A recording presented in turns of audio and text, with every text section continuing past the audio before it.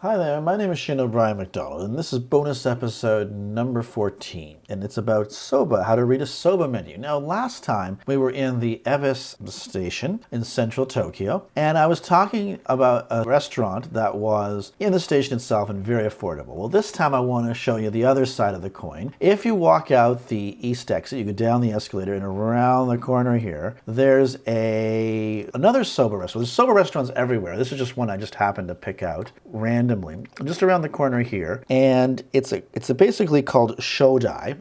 This is what these characters mean. And if you're ever confused, you can always go to their website. They have a map, that shows you how to go there. Years ago, even 10 years ago, we're talking like when I was in Japan, when I moved there, Google was still a foreign thing. We're talking 2008, 2009. Facebook was unknown in Japan at the time. But now all of the restaurants have Google Maps included to tell you how to get there. But before, they literally have hand-drawn maps, which is quite quaint. And that's how they did it. Every single place, store, restaurant, whatever you wanted to go, would have a hand-drawn map with various icons. Like, here's the McDonald's, here's the Kentucky Fried Chicken, here's the Starbucks. Turn right by this little sign here, or this place here. Here's a parking garage to get you to the restaurant. And now we just go on Google Maps and we have our GPS in our phones. But GPS was a big thing in Japan because of Tokyo. It's just, the streets are spaghetti.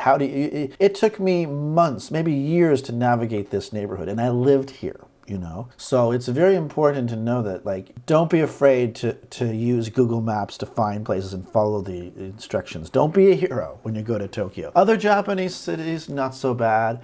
They're designed like Manhattan, or they call it the Chinese grid system. Now, Shodai is interesting because it's a more higher-end experience. As you can see here, look at the chairs, the plant, it's very solemn. Everything here. I think there's even some place here for your shoes, or that might be for the staff, but it's like the counter here. It's very, very fancy. It's the refined version of Japan, completely the opposite of being crunched in with a bunch of salarymen at 10 o'clock at night who are desperate to get home. This is a great place to go on a date. Again, your date will delight if they're Japanese because they get to point out, look at this, nothing is in English. Oh my God, what are we going to do here? The thing about Ebisu Station is that there's a lot of wealthy, affluent people that live in that area. It's the prices after the bubble in the early 90s went up, and the Ebisu was one of those places that it's convenient, and it wasn't that important until they closed down the beer factory and converted it into fancy shops, basically, and high-end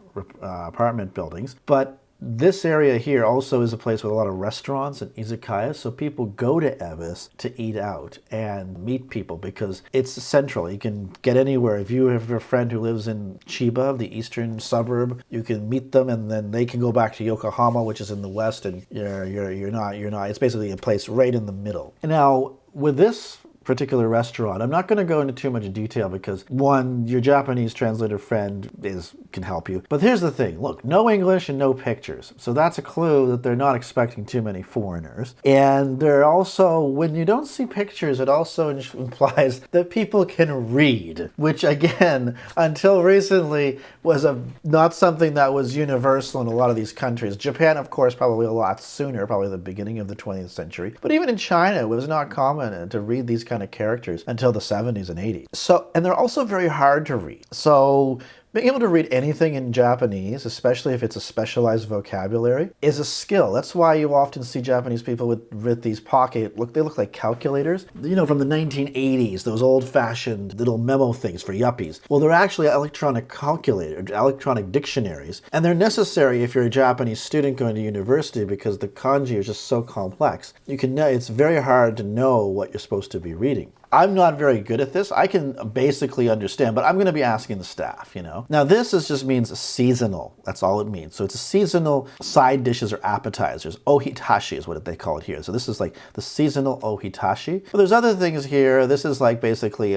deep fried vegetables. This is deep fried cod sperm. I'm not sure what this one is like. This is like a kind of fish. This is, I believe it's a Hiroshima grown, this is daikon, deep fried radish. This is kaki fried. This particular character, if it was in hiragana, like the kids' vocabulary, I'd probably read it a lot easier, but they make it even harder for you by putting it in kanji. Daikon, again, I'm used to seeing it written in a simpler vocabulary. So you see that this is basically designed for very high-end customers, And there's other things here. They have like their weekly special, and this is a tomato and ham. It's rolled up and deep fried, and they've got mountain potato stuff with 5 different things going on here. And this is like some sort of gorgonzola. It's gorgonzola, like a cheese that's been wrapped up. These are the specialties they make to give you something memorable to talk about. The chef has worked really hard. It's not just soba, but this is a soba restaurant, and soba are buckwheat noodles. They're gray. So just think of it like chicken noodle soup, but the noodles are in it. It's like a version of that, basically. To put it very, very blunt, if you need to, it's not exactly the same, but if you need to, like, in your mind, not panic, these are the kind of things you need to know. Again, most of this menu here is, again, here we have more appetizers. There's like roast duck, deep fried, I think it's vegetables, and different shodai fu dashimaki tomato. This is like an egg. Again, it's, as you can imagine, if you're going into a high-end restaurant, here, this is like a miso. It's like a yaki miso or something like that. And it's soba sashi. I don't even know what that is. It's like soba on a stick, maybe. So I'm not going to go into too much detail about that. And these are other kind of sobas that seem to be related to alcohol. I don't know, they're not alcohol. They're not drinks, but they're flavored in that sort of manner. And then again, they're like tofu, like natto, and pork, and other things like crab. Down here we have ones that are more like based on salt. So this is basically liver, I think. And this one is tempura vegetables. I don't know what's in it, doesn't say. This is like a shrimp. This one is a shrimp tempura. This is like a kaki, again, like the easier way of spelling oyster. This is a whitefish. So again, they're not something that you need to worry about. You just order them. Nobody's going to go into this restaurant and know exactly what this is. Like, nobody has idea. You just order it, you try it. Hey, if it's good, it's good. If not, you're never going to go back again, right? And they also have salads. This one is looks like it's a chicken salad. Tombori, I don't know. It's like a salad. All the salads have meat in Japan. This one I think is duck meat, and this one's chicken meat. I could be wrong. Feel free to correct me in the comments. And then we have the most important part of the menu, which is the various kinds of soba. And they also have udon as well. But let's take a look at this. So there's, the first one is Shodai Soba. And Shodai Soba is basically on a plate. So it's served on a square thatch plate. It's not like a regular ceramic. And it will usually be served with the dipping sauce in a bowl on the side. So you take your noodles and you dip it and then you slurp them, And so and here's the thing, it's not that bad. Slurping is okay in Japan. They kind of expect you to. So this is a very high-end place. And they just have the cut soba. This is the basic one for $7.50. Tororo soba kiri. I don't know what tororo soba kiri is, but that's another thing. It's all cut soba. This one has duck.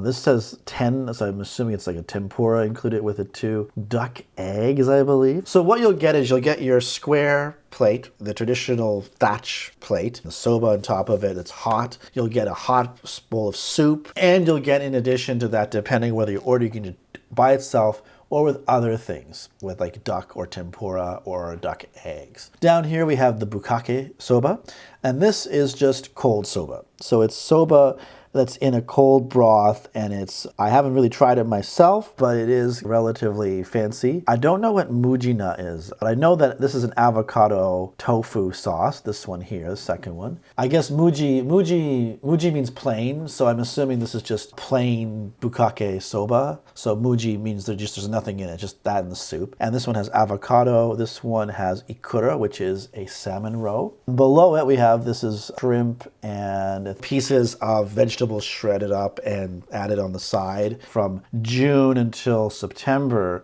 you can get the shrimp miso, I guess it's some kind. And this is the rounded slices of eggplant. But again, the key thing here is it's seasonal. It's only in the summertime. And down here, the last kind of soup. This is comes with eggs or duck eggs, tempura. This is southern duck, I believe, and tororo, which I'm not so sure about. I think tororo is like a shredded mountain potato. It's kind of gritty. It's very common in the western part of Tokyo called Mount Takao. You go on top of the mountain, and on top of the mountain, they shred it, and they make like almost like a paste out of it. It's very gritty. My ex-girlfriend hated it, but some people love it, and I think kake soba is just the regular soba. And if you don't like any of this, again, they're just saying here, again, this is for people who don't like soba. Maybe you have a gluten allergy. This is basically what it's talking about. If you have an allergy, please inform us, is what it's saying. And they also have the Shodai white curry udon.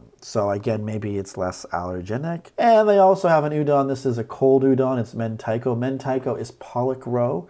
That has been seasoned, and this is an udon that you can get. Udon is not a buckwheat noodle. Udon is so if buckwheat looks like spaghetti, soba looks like spaghetti, a gray spaghetti. Udon is a big fat noodle that you've seen in like the Chinese, in the places in the mall. It's white, and sometimes it's very, very rubbery. It's almost like a very, very thick. It's not even comparable to udon. So this is just an alternative to that. Again, this is for your finicky friends who are scared of what might be in the udon. And they have dessert as well. Like, I believe this is some sort of like shaved ice, probably with azuki beans. And there you have it. This is what you're looking at for a high-end restaurant. And there's also drinks, There's also drinks. These are $5.50 each. This is soba shochu.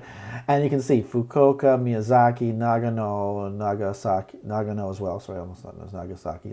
These are all basically shochu. Shochu is a kind of almost flavorless drink that's like a potato wine, or I don't even know what you call it. You can look it up yourself. It's like not hard liquor, but it's not a wine. It's somewhere in the middle. It's usually used for getting drunk when you add because it's cheap, and it's like a flavorless Japanese liquor. So it goes with anything. Right?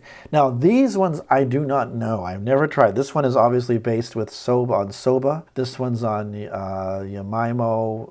This one's on barley. So they may have more distinct flavors. That's why you're paying $5.50. I mean, you can buy an entire bottle of shochu at the 7-Eleven for $7. Or even less, maybe $5. I'm talking like 750 milliliters. And down here, they have the Nihonshu. This is what you would call sake. Sake, get some sake there. And again, they have Hakai-san. That's the one I recognize from Niigata. But they have other ones from Tottori and Ishikawa.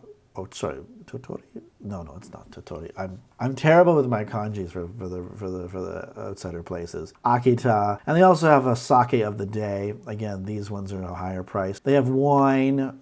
Look at this. This is all in hiragana. They're all basically from France or Spain or something like that. They have a white one, a red one, a rosé, and they have champagne. It's like Maku Korudon Shuju Ruj Bruno Paiaru.